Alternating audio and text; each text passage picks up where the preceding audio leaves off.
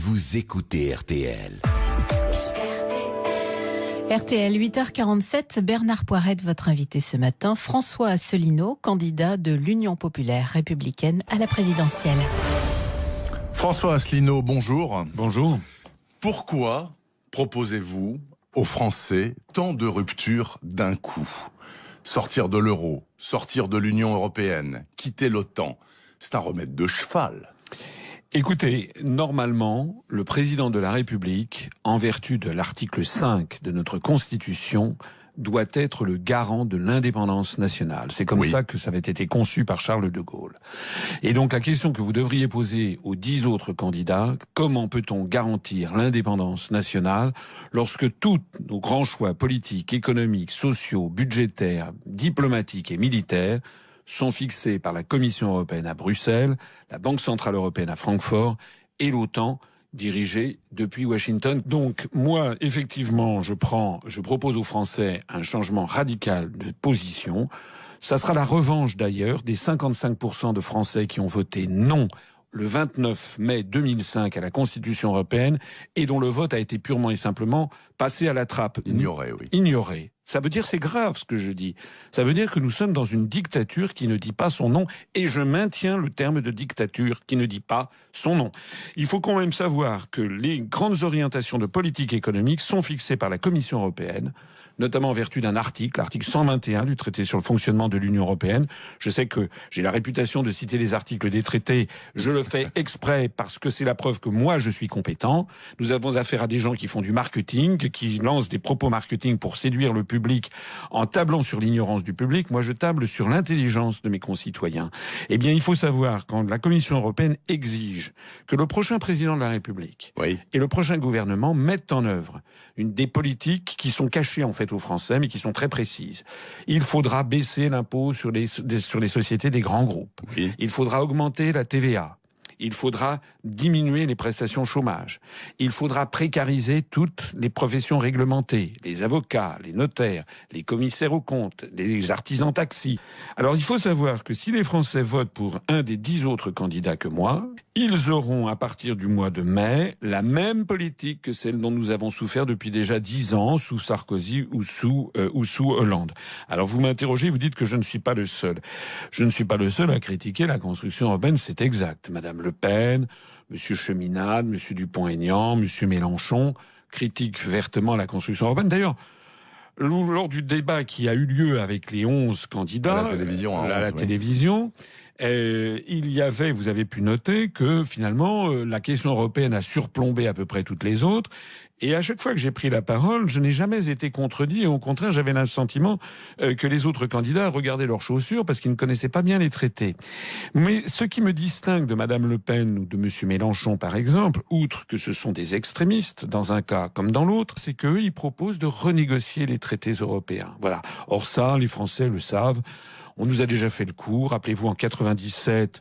Lionel Jospin avait promis de renégocier les traités, de renégocier les critères de Maastricht. Il n'a rien pu renégocier. Donc vous dites, si je suis élu, j'enclenche le processus comme les Anglais l'ont fait il y a quelques semaines. Exactement. Déclenchement, article 50 des traités. Voilà. Alors j'insiste sur plusieurs choses parce que je sais bien.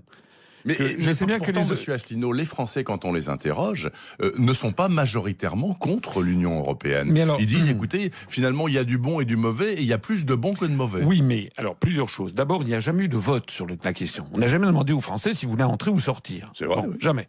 Donc déjà, moi, vous vous fiez sur des sondages. Moi, les sondages, on sait que les sondages se sont tous trompés. Depuis maintenant, je comprends pas d'ailleurs qu'on porte tellement attention aux sondages officiels. Ils se sont tous trompés sur le Brexit, sur Trump, sur les primaires des Républicains. Et ils se trompent d'ailleurs sur vous, parce que vous dites, vous verrez, au premier tour, je ferai beaucoup plus que ce dont je suis crédité actuellement. C'est évident, c'est évident. On a fait près d'1% des suffrages au régional il y a 2 ans, alors que j'étais quasiment inconnu, et que nous avions 6 000 adhérents. Maintenant, nous avons bientôt 25 000 adhérents, bientôt 25 000, et je commence à avoir une notoriété nationale. Et par ailleurs, dans la rue, je suis constamment abordé par des gens qui me disent, continuez, n'écoutez pas les sondages. Et j'ai vu vos affiches partout en France, même dans des zones extrêmement reculées. Je me suis dit, c'est étonnant.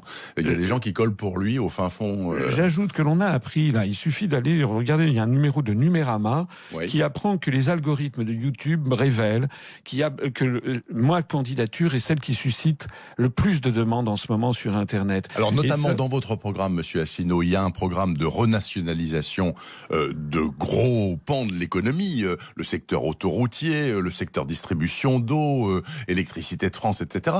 Et puis TF1.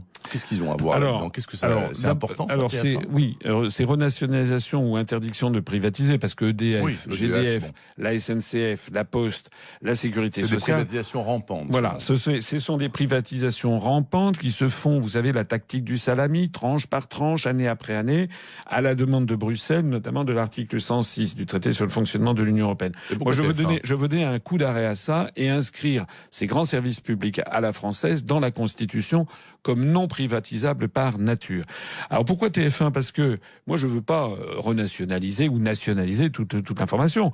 CNews, iTélé, BFM TV, tout ça je n'y touche pas. Ou LCI même, je n'y touche pas. Simplement TF1 a été privatisé en 1986 contre un cahier des charges culturelles qui n'a jamais été respecté.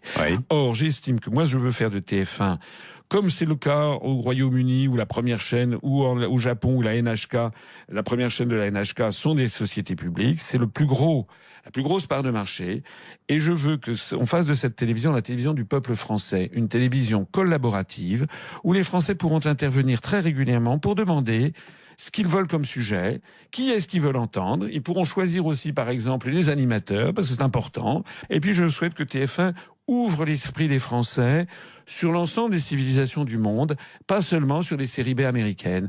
Monsieur Asselineau, ceux qui vous critiquent disent...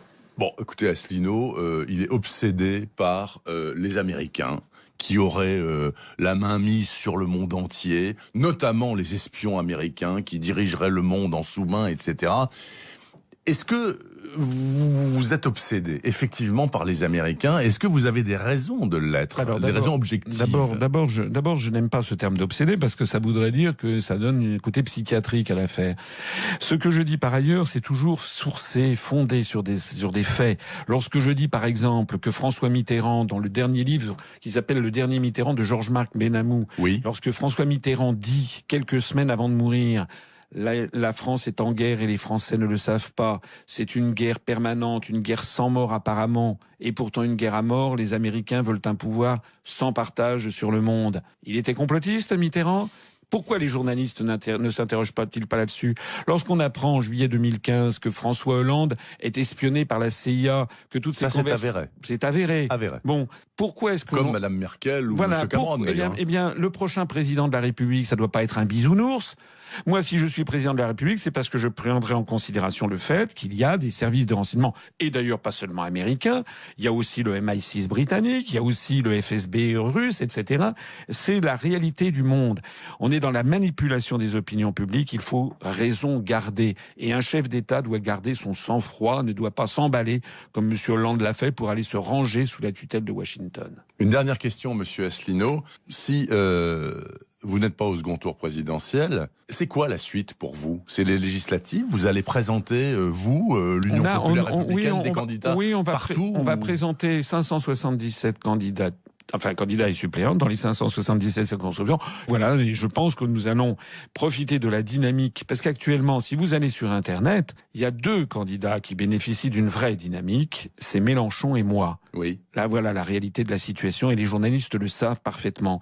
Et sur le terrain d'ailleurs, lorsque je fais des réunions publiques, on a fêté les 10 ans de l'UPR, il y avait 6500 personnes, et vos confrères qui y sont allés ont été sidérés, non seulement du nom, mais de la ferveur des gens qui étaient là. Je propose aux Français de reprendre le pouvoir, de reprendre leur démocratie. Je leur propose tout simplement une révolution par les urnes. François Asselineau, donc candidat à cette présidentielle 2017 pour l'Union populaire républicaine sur RTL ce samedi matin. Bonne fin de campagne, Monsieur Asselineau. Merci beaucoup.